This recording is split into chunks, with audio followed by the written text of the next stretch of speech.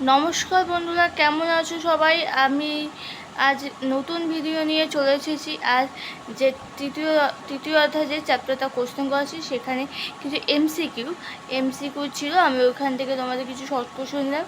Actually এটা tick mark আমি তোমাদের একবার অ্যান্সার করে দিয়েছি। ওকে, তাই চলো বন্ধুরা, আজ আমি শুরু করছি। বা স্টুডেন্ট বা বন্ধুরা, চলো আজকে তোমাদের নোট শুরু করছি। ফার্স্ট কোশ্চেন আছে, মাদ্রাজ, বোম্বাই, কলকাতা এটি তিনটি বাণিজ্যিকের ঘাটের কেন্দ্র করে গড়ে উঠেছে। সেটা কি? কোন ব্যবস্থা? ব্রিটিশ প্রেসিডেন্সি ব্যবস্থা।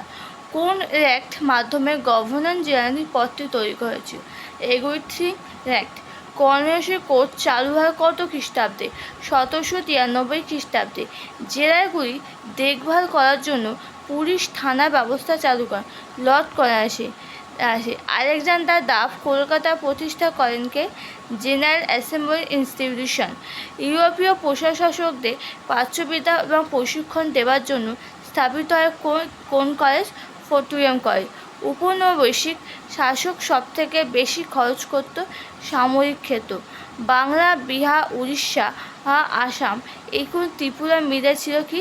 বাংলা প্রেসিডেন্সি। ওকে, খুব ভালো কোশ্চেন, খুব সোজা, একদম 8খানা কোশ্চেন দিয়েছি, তোমাদের আশা করি মুখস্থ হয়ে যাবে।